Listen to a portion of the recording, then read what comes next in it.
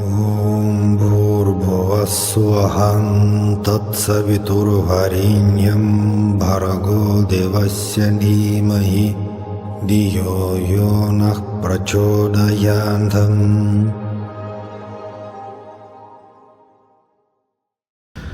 So salam everyone, today I'm going to share with one more personal experience, one more story which happened back in 90s, story of course about Sri Sathya Sai. Well, this story actually also from interview. At that time I was Sathya Sai translator for the Russian-speaking groups, so that was a great chance for me to speak with the Swami personally, to ask him many questions and also sometimes receive his spiritual guidance even without my question. So in this story actually happened in the middle of 90s, and it took 3 years to happen. Okay, during one interview, Swami turned to me and asked, "What are you doing?" Okay,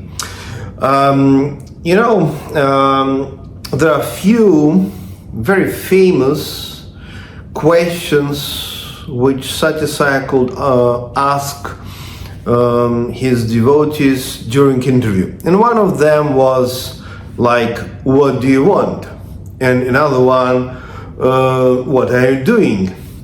Of course, all that questions quite strange, because he was clairvoyant as the divine incarnation, and of course he knew everything about everyone.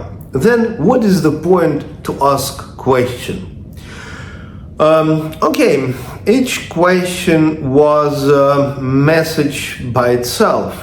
For example, the question, "What do you want?" means few things according to my opinion. One of them was that, okay, his question is, "What do you want?" And that is a very special moment when you're really getting a chance to ask whatever you wish from Lord God Himself. But another meaning of that question, I mean, "What do you want?" is a question to your inner world, to the some subconscious level, and it's a chance to ask yourself, actually, what are my priorities? What are my real goals in life? Do I have any goals at all? So, and it's not the question for answer, but the question just for the contemplation. And at that particular interview, Swami asked me, "What do you do?" And again, that was not the question to answer, because he knew even before the question itself. But that was the question for me to contemplate the meaning of my life, including very important and very famous question for many modern people. This question about life purpose, the question about what kind of creativity we have in our heart, and how can we express these creative ideas. Maybe that's art, maybe that's social work, maybe that's science. And that interview, I told Swami that I don't know. Really speaking, I don't know what I am doing. Because at that moment I understood that the question was not about my job, what I am doing for living, but what I am doing generally speaking. Okay, then After a few months, I went back to Moscow. Then, next year, I came back to Put Party, and of course, because I was translator for the Russian-speaking groups, I got many chances to be with Swami, speak with him, to translate for other people, and also enjoy my own communication with him. And again, he asked me the same question, what are you doing? And then I understood that there is a message in that much more serious than I taught previous year. And I understood that, like last year, I told Swami that I don't know, but really at that year, the next one, I also didn't know actually what to tell, what to say, how to answer this huge question. And somehow I told Swami that, I'm practicing yoga. At that time, I was seriously learning and practicing Kriya Yoga meditation, some aspects of mantra meditation from different sources. At that time, I didn't teach people Kriya Yoga meditation, but I was practicing. And Swami told me that, to practice yoga is such a high level, it's such a state of consciousness which is beyond normal human consciousness. That's real meaning of yoga, real meaning of the statement itself that, I am practicing yoga. Many people, especially in the West, think that, to practice yoga means, practicing some breathing exercises or to practice some physical postures. But real meaning of yoga, according to the Bhagavad Gita and according to the Sri Sathya Sai teaching, it's a transformation of consciousness. And that was Swami's instruction for me, that, if you say that you are practicing yoga, that's too much, boy. To practice yoga means to stay in oneness with the absolute divine consciousness. And at that moment I understood that my answer was wrong. And the question, what are you doing, was about something slightly different. Then after a few months, in Put Party, I again went back to Moscow, and then the next year, again, I was back to the ashram.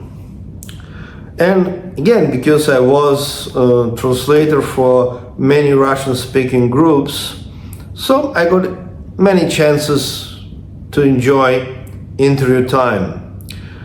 And that was third year of this story. And Swami again asked me the same question. Actually, it was not funny for me because it was a kind of shocking experience, because, when 3 years Swami is asking the same question, it means something wrong is going on with my life. And he again asked me, what are you doing? And somehow, just quite spontaneously, I told him I'm artist. I'm doing some artwork. I'm working on my painting, oil on canvas. And he told me, yes, right, this is proper answer. That's true answer. You are artist. And that was huge relief for me. I'm artist by education, and I believe that to work on my paintings, oil on canvas, is just really important part of my life purpose. I teach people Kriya Yoga meditation. I write books. I'm author and published 3 books, both in Russian and English, with my personal memories about all that interviews with Sri Sathya Sai. But basically, I'm artist. And his clarification, his blessing for me was a quite turning point at that time, because for that period of time I was not paying attention to my work as artist. I was just forgetting about my life purpose. You know, quite many people, unfortunately, by mistake, think that spirituality is something like only meditation, mantras, scriptural study. It's like go to the Himalayan caves, stay there, meditate. That's picture of spirituality, which is not complete. I'm not going to deny that for some people it's good to go to the mountains and stay somewhere in the monastery or maybe in the cave. I'm not denying that. But the picture of spirituality, according to what Swami told us during interview time, is really huge, because his message was like everything what happened with you is part of your spiritual process. For example, family life, children. Okay, your connection, let us describe like this, with energy of money. It's very much misunderstood question. How can we use financial energy? But that's also part of spirituality. Family, children. Okay, your health. You know, your body is not your body. It's actually given by God to you for the purpose of spiritual transformation, evolution. And the life purpose, all that creative projects, ideas, that's also a very important part of spirituality, because God is creator. But each and every human being also creator. Of course, God is global creator. Each and every human being is also creator, but in a much smaller sense. But the quality of creation is the same. How can we awake this quality of creator? Through creative projects, through your life purpose. That sounds quite simple. So, Sai Ram, see you next time. And please contemplate your life, your spiritual path in such a way that actually everything is the part of spirituality, and be conscious. See any event, any new project as the chance to worship God, to serve people, to transform your consciousness. Sai Ram. See you next time.